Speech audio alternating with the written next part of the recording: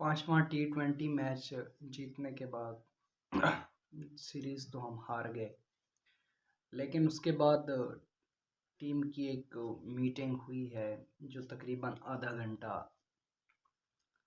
या उससे ज़्यादा मीटिंग हुई, जिसमें टीम मैनेजमेंट और खिलाड़ियों के दरमियान बातचीत हुई और उसके दरमियान एक अहम नुक्ते को मौजू बनाया गया।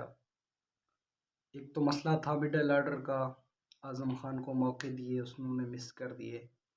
कुछ लोग कह रहे हैं कि आज़म खान के साथ नाइंसाफ़ी हुई है, लेकिन कुछ लोग ये भी कह रहे हैं कि नहीं, आज़म खान को पूरा मौका दिया गया है, जिसमें 4 T20 मैचेस खिलाए गए हैं। आज उनकी जगह हसीबुल्ला को खिलाया गया था और कुछ ऐसे प्लेयर्स थे जिनको मौके दिए गए हैं।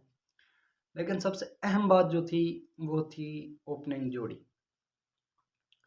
इस चीज़ पर बातचीत हुई है और आगे से तय पाया गया है क्या ओपनिंग जोड़ी तब्दील कर दी जाएगी या नहीं कर दी जाएगी। तो अब जो टीम मैनेजमेंट है हालिया, इन्होंने जो फैसला किया है वो तो खैर मैं आपको बताता हूँ, लेकिन मैं ये बात कर रहा हूँ कि अगर यही टीम मैनेजमेंट रही, क्योंकि अब चेयरमैन चेंज हो गए हैं, अगर मैनेजमेंट चेंज हुई तो उसके बाद का मुझे नहीं पता, मैं नहीं जानता। लेकिन अगर अभी जो मैनेजमेंट है और उसके बाद जो टीम की गुफ्तगू हुई मैनेजमेंट के साथ, उसमें यही बात कही वाज़ेह की गई है कि सैम अयूब और मोहम्मद रिजवान आगे आने वाली जो न्यूजीलैंड की होम सीरीज़ है जो पाकिस्तान में खेली जाएगी हमारे साथ, और वो और आगे जो इंग्लैंड का टूर है उस तक ओपनिंग जोड़ी मोहम्मद रिजवान और सैम अयूब की रहेगी। बाबर आजम और मिडल ऑर्डर पर खेलेंगे जैसा कि वनडन खेलते हैं, और उनकी पहले इस सीरीज़ से पहले भी वनडन में परफॉर्मेंस अच्छी रही है, लेकिन इस सीरीज़ में भी उनकी परफॉर्मेंस अच्छी रही है। इससे पहले बाबर आजम की 3 50 थी, अब इस सीरीज़ में भी वनडन के नंबर पर 3 50 तो वो उस पोजीशन पर अच्छा खेल रहे हैं, उन्होंने इस पोजीशन को अच्छी तरह से अवेल किया हुआ है। तो टीम मैनेजमेंट चाहती है कि बाबर आजम इसी वनडन पोजीशन पर खेले और सैम अयूब आगे रिजवान के साथ ओपनिंग करे और स्ट्राइक रेट को जो मसला है उसको हल करे। लेकिन ये तो थी ओपनिंग जोड़ी। अब सवाल बनता है कि क्या पाकिस्तानी टीम ने मिडिल ऑर्डर के लिए कोई बैट्समैन ढूंढा है या सिर्फ बातें ही हैं कि फ़लाँ खेलेगा फ़लाँ खेलेगा। उसके लिए मैं आपको कंफर्म कर दूं, अगर कोई खिलाड़ी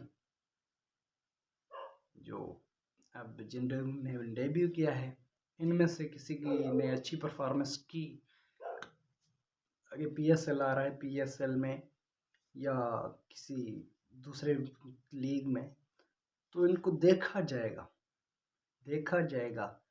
लेकिन रही बात दूसरे मिडल ऑर्डर की, तो उसमें हो सकता है कि जो हालिया खिलाड़ी हैं उनमें से कोई अच्छी तरह से बैटिंग करके टीम में कमबैक कर सकता है।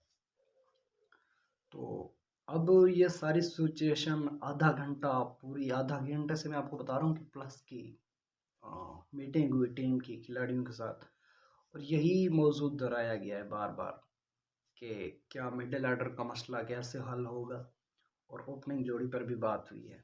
तो मुझे नहीं लगता कि ये फैसले कुछ सही कर रहे हैं, क्योंकि मिडिल ऑर्डर का मसला है, उसको ज़रूर हल करना है।